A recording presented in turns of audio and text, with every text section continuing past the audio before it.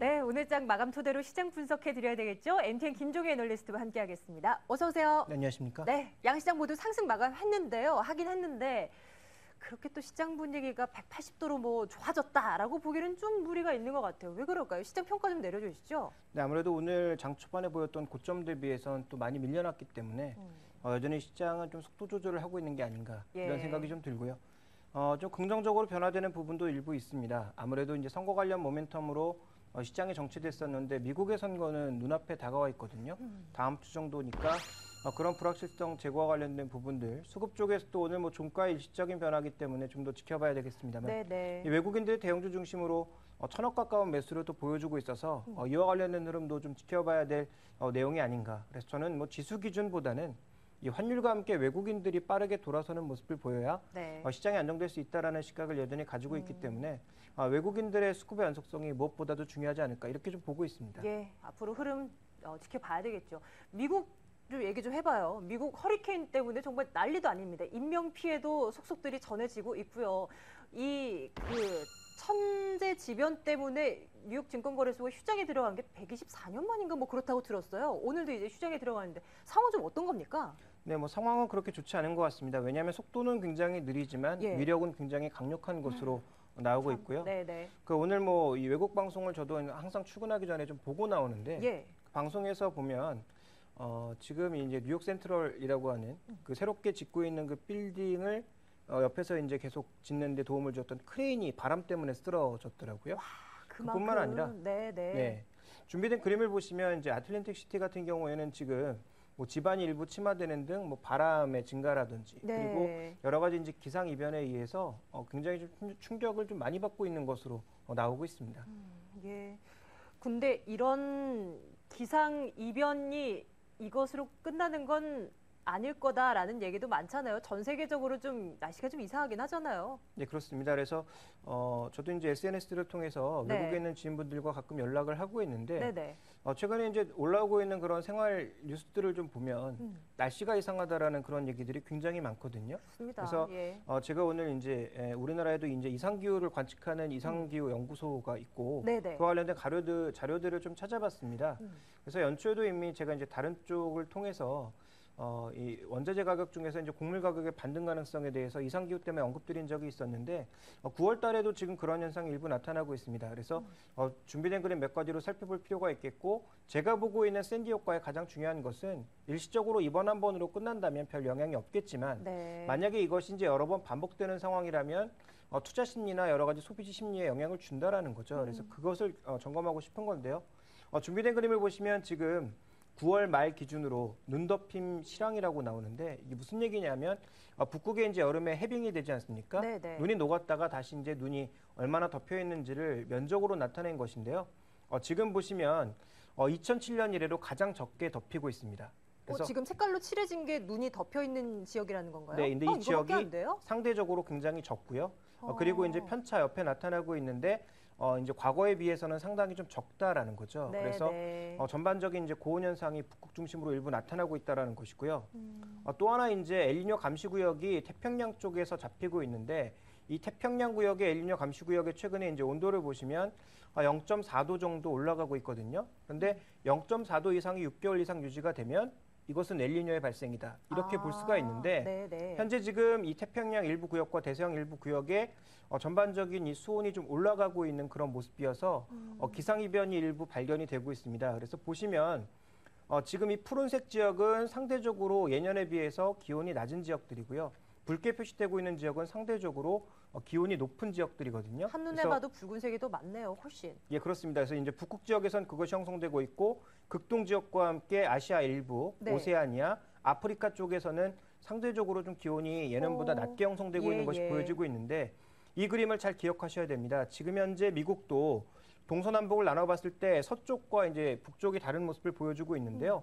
9월 달에 이제 기상재해를 살펴보시면 지금 상대적으로 이제 온도가 높았던 지역들을 살펴보니까 이제 산불이라든지 가뭄 이런 것들이 많이 나타나는 모습을 보였고 상대적으로 냉해 지역에서는 태풍, 호우, 강풍 이런 것들이 9월 달에 발생을 했고요. 네. 지금 미국 동부 쪽에서 이제 그런 흐름이 발견됐다라고 조금 전에 말씀드렸죠. 미국 동부에 지금 샌디라고 하는 초강력 태풍이 다가왔다라는 거죠. 그렇다면 지금 현재 이러한 현상들이 빠르게 이제 마무리된다면 모르겠으나 앞으로 이어진다면 샌디급은 아니더라도 이와 관련된 부정적인 흐름들이 계속적으로 이어질 수 있다라는 거죠. 충분히 예상해 볼 수 있죠. 예, 그렇다면 아무래도 이제 미국의 생산 활동이 동부 쪽에 집중이 되어 있기 때문에 이 동부 쪽의 생산 활동이 둔화될 가능성, 특히 미국의 회복은 자동차에 기인한 부분이 굉장히 많은데 이 자동차 산업들의 탄력이 둔화되는 모습을 보이거나 이 물류 산업 자체가 조금 둔화되는 그런 모습을 보일 경우 미국 경제의 4분기 회복 속도는 더 낮아질 가능성이 있다라는 것 살펴보실 필요가 있겠고요. 그러면 주식 시장과 관련해서는 어떤 쪽을 좀 눈여겨봐야 되는 겁니까? 네, 제일 먼저 봐야 되는 것은 아무래도 이제 보험주의 급락은 눈에 보듯 뻔한 그런 상황이고요. 이제 좋은 쪽이라면 아무래도 이제 건설 쪽에서 우리가 찾아봐야 되지 않습니까? 그래서 중장비 쪽이라고 볼 수 있는 캐터필러, 그리고 이제 건설주들. 원자재 관련주들의 수요가 나타나는 여부가 굉장히 중요해 보이는데 뭐 개장을 수요일에 할지 여부는 아직 뭐 확실하게 결정된 것은 아닌 것 같습니다만 그러니까 수요일에 개장을 했을 때 이런 종목군들의 강세 흐름과 함께 미 증시가 이런 충격들을 비교적 견조하게 소화하는 모습을 보여야만 아무래도 이것이 이제 일시적인 효과고 긍정적으로 반응할 수 있는 것이고요. 조금 전에 말씀드렸던 대로 이런 기상 이변 자체가 앞으로도 지속적으로 이어진다면 우리가 투자해야 될 것은 농산물 펀드. 오히려 이런 쪽이 되지 않을까라고 보여집니다. 그래서 아까 준비된 그림 중에서 하나를 보시면 지금 상대적으로 지금 남반구에 기상이변이 나타나는 지역이 굉장히 많거든요. 그러면 이들 지역에서 지금 주로 곡창지대로 꼽히고 있는 게 호주라든지 브라질 이쪽인데 이쪽에서 이제 밀이라든가 옥수수 생산이 상대적으로 부진하게 되면 원당 가격이라든지 아니면 전반적인 이제 곡물 가격들이 재고가 낮은 수준에서 급등할 수 있기 때문에 하반기에 달러나 유로가 어차피 강세를 보일 가능성이 별로 없다면 이쪽으로 돈이 또 일부 몰려갈 가능성은 높고 현재 투기적인 포지션도 아직도 빠져나오지 않고 머물고 있는 양상입니다. 그래서 하반기 또 하나의 투자 전략으로 지시드릴 수 있는 아이디어는 이런 농산물 펀드 쪽에도 일부 투자에 포트폴리오를 나눠보시는 건 어떨까라는 생각이 들고요. 다만 그 비중은 뭐 15% 이내가 돼야 되지 않을까 이렇게 보고 있고 또 하나 이제 주의점은 환율에 대한 해지가 반드시 되어 있는 상품일 것 이것을 말씀드리겠습니다. 날씨와 관련해서 또 아이디어를 찾아갑니다. 참 그 미국의 이번 허리케인으로 인한 어떤 경제적인 피해가 22조 원으로 추산된다라는 기사를 봤습니다. 참 큰 피해가 없어야 될 텐데 걱정입니다. 자, 국내 이슈 한번 살펴볼까요? 실적 발표. 이제 우리 대기업들의 실적 발표는 어느 정도 마무리가 됐고 한 다음 달 초순 정도 되면은 코스닥 시장 쪽에 있는 기업들이 줄줄이 실적 내놓게 됩니다. 일정 어떻게 되는지 한번 확인해 볼까요? 근데 코스닥 기업들 중에서도 미묘하게 이제 초반부터 많이 나타나는 종목군들이 다 엔터테인먼트 관련 종목군들이 많습니다. 물론 다른 종목도 있지만 그래서 엔터테인먼트 쪽을 주로 살펴보고자 하는데요. 뭐 유형을 보시면 초반에 이제 CJ CGV를 시작으로 해서 11월 초반에 NHN 다음 커뮤니케이션 같은 포탈들, 게임주들 중에서도 대형주급이라고 볼 수 있는 NC소프트, 얘도 뭐 게임빌 같은 종목군들이 비교적 앞쪽에 발표가 되고요. 그리고 이제 뒤쪽에 발표되는 종목군들도 물론 있습니다만 우리가 그동안 엔터테인먼트로 꼽았던 카지노 관련주, 그리고 음원 관련주, 뭐 이 게임 관련주들 대부분 실적이 11월 달에 마무리가 되거든요. 그래서 이들 종목군들의 실적이 과연 어떻게 나올 것이고 또 실적 관련된 흐름으로 어떻게 투자를 해야 되느냐 이게 관건이라고 판단하고 있는데 뭐 일정을 살펴보기보다는 투자 전략들을 말씀드리도록 하겠습니다. 먼저 이제 포탈 종목군들이 여러 가지 악재 때문에 굉장히 많이 빠졌죠. 근데 좋게 보셨잖아요. 네. 그 다음 같은 종목군들은 아무래도 이제 오버추어 관련된 이슈라든지 또 이제 NHN 같은 경우는 게임 관련된 이슈 때문에 굉장히 주가의 조정폭이 컸는데 이들은 실적과 관련된 악재를 이미 선반영하고 있으니까 실적이 발표된 이후에는 하반기 기대감, 뭐 4분기 기대감을 좀 더 보지 않을까라는 생각을 하고 있고요. 그렇다면 이들 종목에 대해서는 도망가기보다는 이제부터는 좀 좋게 봐야 된다라고 보고 있고 장기적으로 여전히 제일 좋게 보고 있는 종목 중에 하나입니다. 그리고 이제 두 번째 봐야 되는 것은 게임주인데요. 뭐 NC소프트를 비롯한 여러 종목군들이 대형주 쪽은 별로 좋지가 않고 모바일 게임주들이 좋은데 진짜 실적 좋을까요? 게임빌이나 컴퓨터 정도는 그래도 성장하는 모습을 보여주겠지만 나머지 종목군들의 실적은 아직도 좀 부진할 것으로 보여주고 있어서 그런데 그것도 궁금해요. 좋게 나온다고 해도 과연 주가가 더 오를 것인가? 어떻게 보십니까? 아무래도 이제 이들 종목은 미래의 실적을 당겨 쓰는 거거든요. 그래서 과거 이제 LG화학이라든지 차화정 같은 경우에 살펴봤을 때도 이 실적 기대감만 살아있으면 주가는 쉽게 조정이 오지 않습니다. 이제 문제는 뭐냐면 실적이 이제 예상보다 덜 나오거나 아니면 미래 성장성 같은 경우에 조금 물음표가 생길 경우에는 급락할 가능성이 있기 때문에 네. 게임주에 대해서는 굉장히 차별화된 전략, 그래서 계속 말씀드리지만 비중을 좀 덜어내시는 전략이 좋겠고 네. 개별 종목일수록 더더욱 그렇다라고 판단하고 있고요. 저희 CJ그룹주에 대해서는 여러 번 언급드렸습니다. 지금 뭐 대한통운, CJ 뭐 제일제당 그래도 견조한 모습을 보여주고 있는데 이들 종목과 함께 CGV라든지 CJENM 같은 종목군들에 대해서는 장기적으로도 여전히 좋은 관점 가지고 있기 때문에 오히려 이들 종목으로 좀 더 압축하는 그런 전략이 필요하지 않을까라고 보고 있고요. 음원 관련주도 상대적으로 실적이 나오게 되면 탄력이 좀 줄어들 가능성도 있지 않을까 이렇게 판단하고 있습니다. 네, 우리 시청자분들 좀 참고가 되실 것 같습니다. 오늘 시장에서 종목 가운데서는 이 종목 골라왔습니다. 종근당. 정말 잘 나갑니다. 52주 신고가를 매번 경신하고 있는 것 같아요. 오늘 마감 가격이 33,000원 선. 수익률 상승폭만 본다면 4.1% 시장 대비해서 여전히 강한 흐름 보여주고 있고요. 수급도 외국인과 기관 모두 계속해서 관심을 갖고 있는 종목이라 할 수 있을 것 같습니다. 요즘 가는 말이 더 갈 거다라는 전략들을 그래서 좀 올라타는 전략을 쓰자라는 얘기들 많이 듣는데 이 종근당에도 좀 통하겠습니까? 그동안 이제 탑픽으로 말씀드렸던 L생명과학이나 대웅제약, 네. 유한양행 같은 종목군들에서 좀 내려오자라고 말씀드렸죠. 이 종근당에 대해서도 긴 전략은 마찬가지다라고 보여지는데 네. 한 가지 차별화가 좀 있습니다. 어떤 거요? 일단 종근당의 실적 추이나 전망 이런 것들은 다른 종목과 비슷하거든요. 그러니까 2분기에 바닥을 찍었고 3, 4분기 지속적으로 좋아지고 있다. 이 부분은 긍정적입니다. 그러니까 준비된 그림을 보시면 매출액의 성장이라든지 또 영업이익의 증가율 2013년부터 굉장히 강하게 나타날 것으로 얘기가 되고 있고요. 상대적으로 부가가치가 높은 그런 제네릭 제품들의 판매량이 늘어나고 있어서 실적은 긍정적이다라고 보여지는데 네. 자, 이 종목의 가장 큰 강점은 뭐냐 하면 지금 종근당이 제네릭에 주력하고 있거든요. 그러면 제네릭에 주력하고 있으면 올해 나타난 특징이 뭐냐면 오리지널 신약이 기간이 끝났다고 하더라도 오리지널 신약 판매 특허 기간이 끝나면 오리지널 신약과 제네릭 가격을 동일하게 취급한다. 네. 이런 게 이제 올해 기조였는데 그러면 이제 사람들이 제네릭을 버리고 오리지널 쪽으로 가지 않을까. 네네. 이래서 이제 종근당에 대해서 좀 우려가 높았거든요. 네네. 근데 실제 결과를 보니까 그렇지 않았다라는 거죠. 오히려 여전히 제네릭 제품을 선호하는 모습들도 많이 보여주고 있고. 그래서 지금 왼쪽 그림을 보시면 원의 처방액 증가율 전체보다 종근당이 오히려 더 좋았습니다. 그래서 종근당의 이제 제네릭은 여전히 성장하고 있다라는 것. 그리고 두 번째로 다른 제약주들이 보통 20배에서 적어도 15배 이상의 PR 수준을 보이고 있는데 반해 이 종목은 여전히 7배 수준이라는 거죠. 그래서 이 종목의 가장 큰 장점은 뭐냐 하면 현재 주가가 많이 올랐고 52주 신고가의 수준을 보이고 있음에도 불구하고 PR 기준으로 그렇게 고평가되진 않았다라는 것이 일종의 무기가 되고 있지 않나 이렇게 판단하고 있습니다.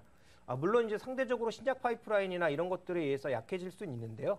그럼에도 불구하고 이런 밸류에이션 매력이라든지 상대적으로 이제 수급에서 나타나고 있는 그런 매력 때문에 주가는 조금 더 가지 않을까라는 판단하고 있는데 다만 이 다른 종목군들이 강하게 꺾이게 되면 이 종목의 움직임도 동일하게 움직일 수 있는 만큼 너무 이제 욕심을 가지시기보단 수급의 변화라든지 아니면 기술적인 변화가 나타날 때를 기다렸다가 조금 매도하시는 게 좋을 것 같고요. 상승은 조금 더 이어질 것으로 판단하고 있습니다. 그럼 신규 매수는 조금은 자제하는 것이 좋겠다라는 쪽인가요? 신규 매수를 하더라도 목표 수익률을 이제 높게 잡기는 좀 어려울 것 같습니다. 예, 알겠습니다. 오늘 시장에서의 이슈 확인을 해봤습니다.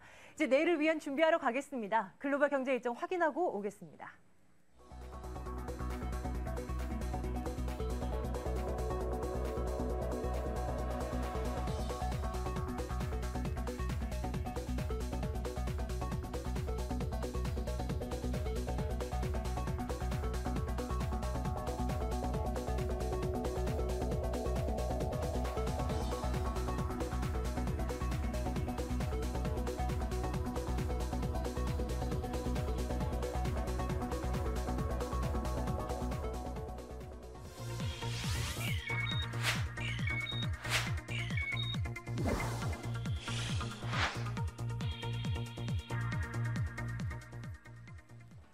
안녕하세요. 천지윤입니다.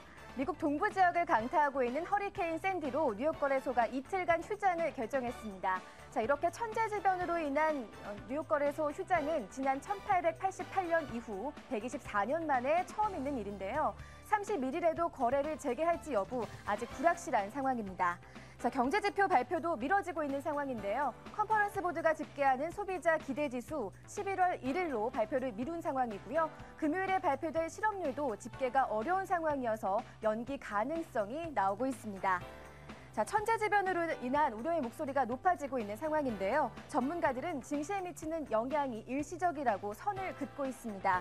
자, 먼저 역사적으로 허리케인이 시장에 급락을 가져오는 일은 없었다면서 자연재해보다는 대형 글로벌 이벤트에 시장은 더 크고 많은 영향을 받아왔다는 의견 있었고요. 무디스의 한 이코노미스트는 자연재해가 미국 경제에 커다란 타격을 주기는 하겠지만 역시나 일시적일 것이라는 의견을 밝혔습니다. 자, 이렇게 종합해보면 이번 허리케인은 뚜렷하지만 일시적인 영향을 미칠 것으로 보입니다.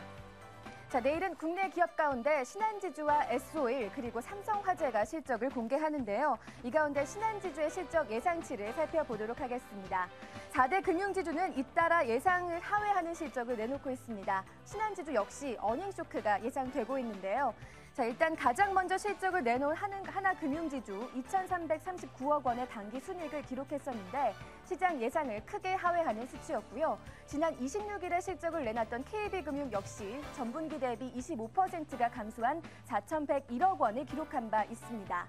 자, 내일 실적을 내놓게 되는 신한지주 단기 순이익은 5천억 원 내외로 기록될 것으로 보이고요. 그리고 우리금융 11월 1일에 실적을 내놓게 되는데 3,800억 원 정도로 예상이 되고 있습니다.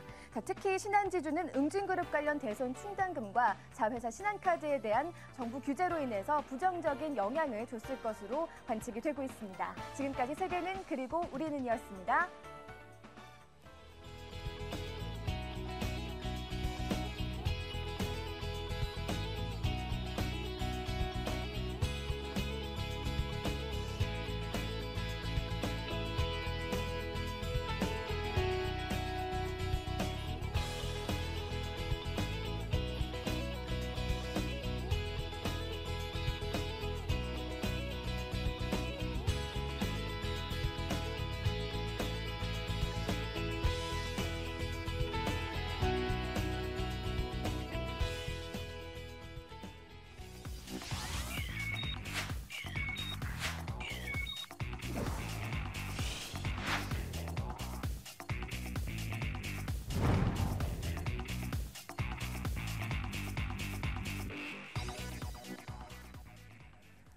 (10월) 초에 코스피가 2,000선 정도에 머물렀었죠. 그러다가 지금은 1,900선대까지 내려와 있습니다.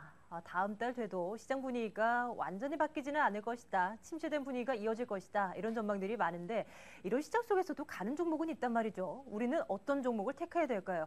최근 들어서 힘을 좀 받고 있는 IT 아니면 다른 경기 민감주들, 뭐 그것이 아니라면 아예 개별주 쪽으로 봐야 되는지 고민입니다. 두 전문가의 얘기를 좀 듣겠습니다. 김종규 애널리스트와 함께 유창희 대표의 말도 듣겠습니다. 어서 오세요. 안녕하십니까? 네. 자, 뭐 굳이 양분해서 생각할 건 아니지만 그래도 좀 아이디어를 듣기 위해서 IT 아니면 다른 경기 민감, 뭐 철강 자동차 등등에서요. 김종규 애널리스트는 어느 쪽이세요? 아주 뭐 긴 시각이라면 뭐 대부분의 대형주들이 좋지 않을까라고 보여지고 있습니다만 시각을 좀 짧게 본다면 올해 말까지만 본다면 낙폭과대주들이 좀 더 매력적이다. 그중에서 이제 탑픽은 자동차고 그다음에 이제 살펴볼 수 있는 것은 뭐 화학주, 그다음에 항상 말씀드리지만 11월 이후에 만약에 중국의 무언가가 나온다면 이 중국의 정책에 연동될 수 있는 종목들. 그래서 중국 관련주도 그동안 소비주들이 두각을 나타내는 모습을 보여주었는데 이쪽으로의 쏠림이 좀 과다하다라고 보고 있기 때문에 이제부터는 경기 민감주들 중에서 실제 수요가 살아나지 않은 화학주들보다는 오히려 정책 관련주들 이렇게 보는 게 좋지 않을까라고 판단하고 있는데요. 일단 준비된 지표를 보시면 경제지표 관련된 이 기대지수와 그리고 이제 어닝과 관련된 기대지수 두 가지 중에서 최근에 좋았던 것은 경제지표, 나빴던 것은 어닝입니다. 그렇습니다. 그래서 어닝은 지속적으로 이제 기대감이 빠져 있는 상태에서 더 안 좋은 실적이 나오고 있는 거고요. 경제지표 관련 기대감은 굉장히 높아졌는데 문제는 이제 샌디와 관련된 효과 그리고 4분기에 실제로 여러 가지 경제지표들이 조금씩 둔화되는 모습을 보인다면 이 경제 서프라이즈 인덱스, 이코노믹 서프라이즈 인덱스라고 하는 이 경제지표 기대감도 꺾일 수가 있다는 얘기죠. 그래서 이 부분을 우리가 좀 살펴봐야 될 것 같고요. 자, 두 번째로 지금 미국의 큰 돈들은 어떻게 움직이고 있는지 지난 2009년 이후에 살펴보게 되면 그렇게 별로 수익이 높지 않지만 채권 펀드만 선호하고 있는 모습들이 아직도 연출이 되고 있습니다. 상대적으로 안전한 자산을 택하고 있다. 네, 그런데 그렇습니다. 달러화는 또 그렇고요. 네, 전체적으로 지금 달러의 움직임은 아마 다른 요소 쪽에 좀 영향을 받고 있는 것으로 보여집니다만 실제로 미국 내부의 펀드 플로우는 주식시장으로 가기보단 네. 채권시장으로 쏠림 현상이 강했다. 그래서 주식시장이 조정을 받는다면 이제 역상관 관계를 보이면서 다시 주식을 선택하는 모습을 보이겠지만 최근에 이제 채권과 주식시장이 같이 빅랠리를 보였기 때문에 현재 구간에선 갈 곳 잃은 그런 돈이 미국 시장 내에서도 네. 일부 발생하고 있고 그러다 보니까 이제 아시아 시장 쪽에서도 뭐 인도네시아라든지 인도 이런 쪽만 선택하고 있는 그런 현상이 나타나고 있다라고 봐야 될 것 같고요. 재정 절벽을 앞두고 일부 주식시장에선 자금이 빠져나는 모습들이 여전히 발견이 되고 있습니다. 자, 그다음 살펴보셔야 될 것은 OECD 경기 선행 지수와 함께 주요 지역 경기 선행 지수인데요. 네네. 지금 보시면 유럽과 아시아는 쉽게 살아날 것 같지 않습니다. 특히 아시아 내에서는 중국이 쉽게 살아날 것 같지 않죠. 그래서 이런 부분들에 대한 부담감들이 결국은 지수를 압박할 것이다라고 판단하고 있고 그렇다면 IT 쪽의 움직임도 둔화될 가능성이 높다라고 보고 있는데 한국은 이제 올해 내놓을 카드를 다 내놨습니다. 삼성 아티제 그 윈도우에 관련 폰들이나 이제 컴퓨터 다 나왔죠. 갤럭시 관련된 신규 폰들도 다 나왔죠. 옵티머스 관련된 LG 폰들도 다 나왔죠. 그러니까 우리나라 이제 더 이상 나올 신제품이 없는데 미국도 애플은 없지만 모토로라라든지 HTC라든지 소니라든지 중국이라든지 이런 경쟁 업체들의 신제품은 앞으로도 줄줄이 나올 것으로 예고가 되고 있다라는 거고요. 네네. 또 하나 살펴볼 것은 이제 구글 제품들의 가격들이 점점 낮아지고 있다라는 거죠. 그래서 오늘 발표한 우리 시간으로 오늘 발표한 넥서스 10이라던가 넥서스 4의 가격은 전 발표했던 기기보다 가격이 더 낮아지고 있는 그런 모습들입니다. 그래서 아마 이제 해당 IT 부품들이나 세트 가격들의 이익도 둔화될 가능성이 점점 높아지고 있다. 뭐 물론 4분기에 많이 팔리면 달라지겠습니다만 개인적으로는 4분기에 그렇게 기대만큼 많이 팔리지 않을 것으로 예상하고 있기 때문에 이 부분을 본다면 IT 쪽으로 보기보단 경기 소비재 쪽에서 상대적으로 매력도가 높은 종목군들, 네. 자동차와 같은 종목군들을 보실 필요가 있겠고요. 지금 이제 미국과 중국의 경기 선행 지수를 보시면 중국의 하락 속도가 너무 빠르거든요. 그러면 중국이 정책을 내놓을 가능성이 높고 그리고 여러 번 언급드렸지만 화폐 정책의 무용성이 나올 가능성이 점점 높아지고 있기 때문에 재정 정책이 나오게 된다면 그와 관련된 종목군들에 대해서 관심을 가지시는 것이 유효하다. 그래서 종목으로 봤을 때는 자동차 관련주들 그리고 또 하나 이제 살펴볼 수 있는 것은 이제 산업재 쪽이라고 볼 수 있는 기계업종의 주요 종목군들에 대해서 여전히 관심을 가지고 있습니다. 네, 자동차, 기계 쪽. IT보다는 뭐 IT도 삼성전자는 계속해서 긍정적인 시각은 보여주셨고요. 유창희 대표의 생각은 어떨까요? 조금은 다를 것 같아요. 네. 왜냐하면 그동안 유창희 대표께서 말씀해 주시기를 그래도 IT 부품 가운데 터치패널 관련주들은 한번 볼만하다 이렇게 말씀해 주셨거든요. 어떤 시각이십니까? 뭐 지금 여전히 뭐 IT 부품주 관련해서 관심 있게 보고 있습니다. 네네네. 왜 그러냐면은 패러다임이 좀 변화가 되고 있어요. 그러니까 예전에는 우리나라가 가격 경쟁력으로만 싸우던 제품이 지금 우리나라가 없으면 물건을 살 수가 없어요, 다른 나라에서. 그렇기 때문에 뭐 환율 영향을 좀 타격은 받겠지만 그러한 부분에 대해서 예전하고는 다르게 좀 변화가 되고 있다. 예전에 일본 증시, 일본을 보신다면 앵고 현상이 계속 발생해도 불구하고 캐논이나 소니 이러한 제품들을 계속 불티나게 팔렸었거든요. 그러한 국면에 진입하고 있는 것이 아닌가라는 생각을 좀 하고 있습니다.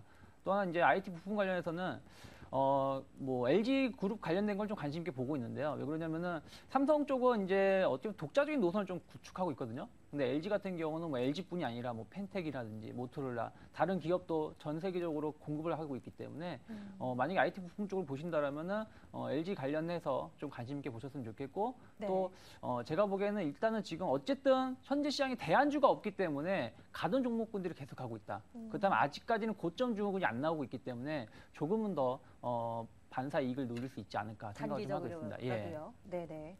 단기적인 시각에서는 IT 종목군들이 뭐 쉽게 조정받을 것 같지는 않습니다. 왜냐하면 뭐 기관 매수가 워낙 강하기 때문이고요. 네네. 과거 우리가 또 한번 기억을 떠올려 볼 수 있는 건 2010년도에 그 70주 관련 종목군들.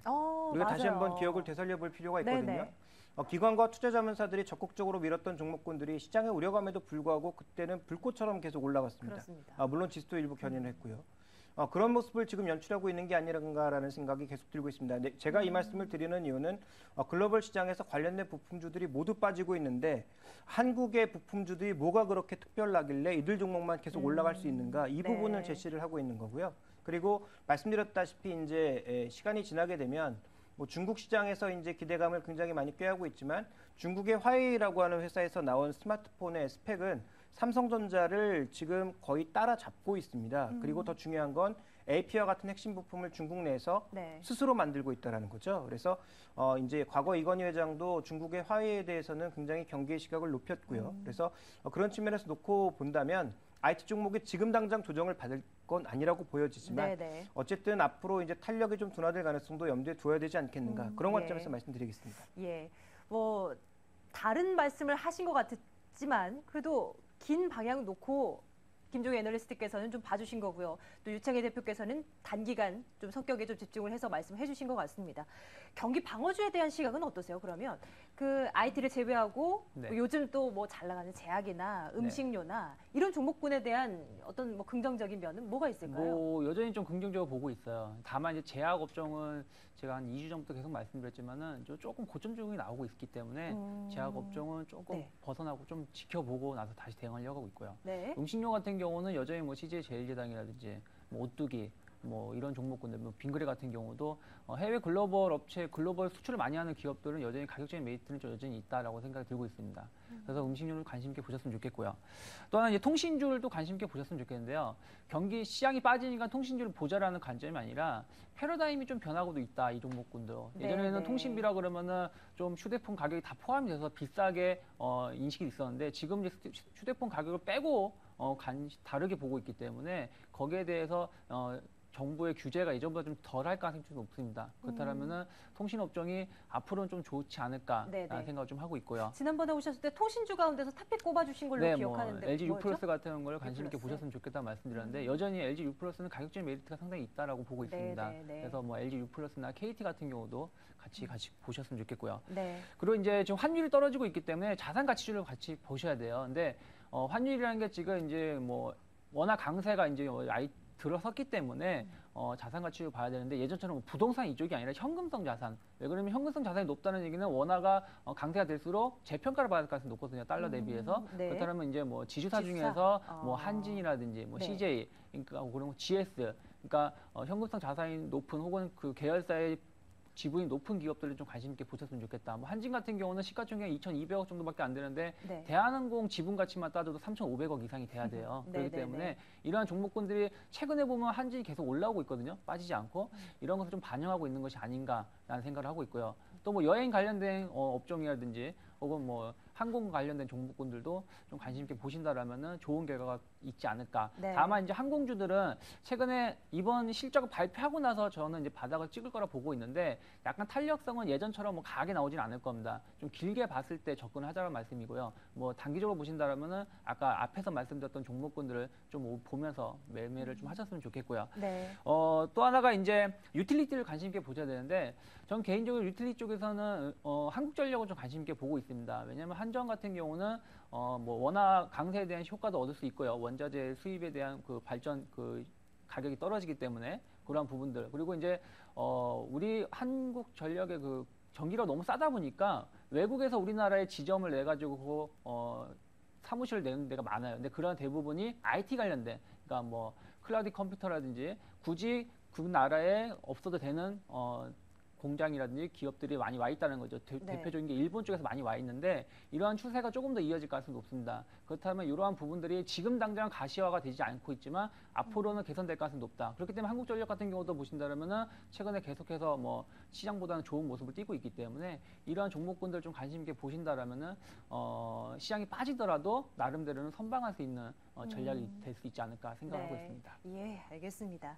또 시장에 대한 또 다른 아이디어 좀 들어가도록 할게요. 우리 김종희 애널리스트와 함께 며칠 전부터 계속 새로운 아이디어 없느냐고 좀 얘기를 나누고 있는데요. 지난번에 스마트 기기 뭐 관련해서 뭐 스마트 뭐 안경 뭐 이런 것도 소개해 주신 바 있고 어제는 우리 무슨 얘기 나눴었죠? 네, 저도 잘 기억이 안 나요. 갑자기 생각하니까 또 기억이 안 나네요. 오늘은 또 새로운 아이디어 가지고 오신 거죠, 또? 네, 뭐 최근에 이제 새로운 아이디어를 네. 생각하려니까 좀 머리가 아픈데요. 네, 네, 계속 요구하고 있습니다. 네, 최근에 이제 여러 가지 자료들을 보면서 저도 좀 아이디어를 새롭게 많이 생각을 하고 있는데, 네. 최근에 이제 가장 흔들리고 있는 게 한국의 수출이 아닌가 생각이 되고 있습니다. 그렇지만 이제 지역별로 보면 조금 다르고 국가별로 보면 조금 다르다 이렇게 볼 수가 있겠는데, 최근 이제 중동 쪽과 과거 우리가 흔히 생각해 볼 수 있는 것은 우리가 중동 쪽에서 석유 제품을 수입을 하고 네. 자동차와 IT는 수출을 한다. 이런 게 이제 기본적인 구도였고 그렇죠. 네. 항상 경상수지는 적자. 이렇게 예상이 됐거든요. 근데 이제 그 관점은 아직도 유지가 되고 있는데 조금씩 변화가 나타나고 있는 게 있습니다. 그래서 그 부분을 짚어보고자 하는데요.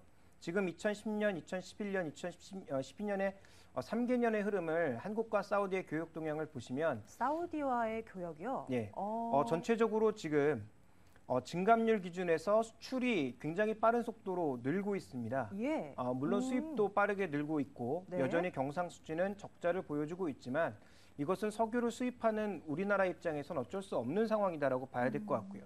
다만 그러면 어떤 품목에 대한 증가분이 빠르게 증가하고 있는지를 살펴보는 것이 하나 아이디어가 될 것 같은데요. 지금 보시면 수송기계 쪽 자동차 관련된 내용이라는 거죠. 그래서 이 부분이 굉장히 빠르게 증가하고 있고 철강 제품들이 빠르게 증가하고 있는 모습이고요. 네. 또 산업기계 쪽도 빠르게 증가하고 있는데 산업기계는 그렇습니다. 지금 이 중동 쪽도 고용이 필요하고 좀 더 부가가치를 높은 쪽을 추구하다 보니까 최근에 이제 고유가 상황에서 남는 5일 달러를 집을 짓고 공장을 짓는 데 사용하고 있거든요. 그러다 보니까 자연스럽게 플랜트 설비 같은 것들을 많이 수입할 수밖에 없는 거죠. 네. 그래서 이와 관련된 종목군들의 움직임들이 향후 중동 매출이 얼마나 증가하느냐가 굉장히 관심이 갈 수밖에 없다라고 판단하고 있고요. 네, 그래서 네. 단기, 중기, 장기로 봤을 때 모두 좀 관심 있는 종목군들이 다른데 단기로 놓고 보게 되면 지금 준비된 표에서 이 주 단강이라든지 그다음에 이제 뭐 형광 부분, 뭐 철강관 이런 부분들이 좀 빠르게 늘고 있지 않습니까? 이게 지금 대부분 보시면 모두 피팅 관련 부품이라는 것에 우리가 주목해 볼 필요가 있습니다. 그래서 이쪽에 이제 투자 설비들이 늘어나다 보니까 피팅 관련주들 움직임들이 좋아지고 있고요. 그래서 성광밴드, 태광, 그리고 이제 일부 공작기계 중에서 현대이와 같은 그런 종목군들의 흐름은 여전히 이제 중동 쪽 매출이 늘어날 가능성이 단기적으로 유효하다라는 네. 판단을 하고 있고요. 그래서 관심 종목으로 볼 수가 있겠고 그렇지만 4분기나 내년 1분기에 실적 피크 가능성이 있기 때문에 단기 쪽으로 좀 보셔야 될 것 같고요. 중기적으로 봤을 때는 기존에 이제 우리가 주목해봤던 뭐 삼성전자, IT 종목과 함께 뭐 가전 쪽 그리고 또 하나 이제 주목해 볼 수 있는 것은 자동차 수요가 증가하고 있다는 점 때문에 이런 부분들 살펴보실 필요가 있겠고요.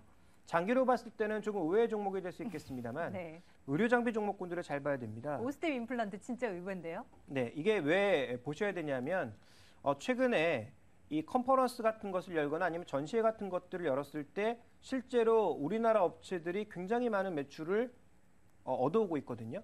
그리고 지금 아랍에미리트 그리고 사우디라고 하는 국가가 중동 내에서 가장 큰 국가라고 보여지고 있고 네. 그리고 이제 실제로 우리가 교육도 굉장히 많은데 이란을 비롯한 다른 국가 쪽에서도 최근에 의료기기 수입 수출과 관련된 내용들이 점점 뉴스량이 많아지고 있습니다. 그래서 이 부분을 놓고 봤을 때 정말 중요한 뭐 CT 장비라든지 아니면 엑스레이 장비 핵심 장비들은 여전히 유럽이나 미국에서 수입하고 있습니다만 그것을 운영하는 솔루션이나 아니면 치과용 기기라든지 이런 일부 제품들은 한국에서 또 수입을 하고 있단 말이죠. 네. 가격이 적절하기 때문에 한국 제품들을 수입하고 있는데 최근 중국 수출과 함께 이들 지역으로 수출이 확대되는 모습을 보여준다면 의료기기 쪽에서 오스템 임플란트나 인포피아, 바텍, 뭐 시오메디칼 같은 종목군들은 아직까지 뭐 중동 쪽 매출이 많이 확인되지는 않고 있는데요. 네네. 앞으로 확인된다면 장기적으로 이 종목들에 대한 관심을 더 높여야 되지 않을까라고 판단하고 있습니다. 네, 계속해서 유창희 대표의 전략도 들어볼게요. 대표님께서는 내일 우리 투자자분들이 어떻게 하면 좋을지 전략 좀 세워주세요.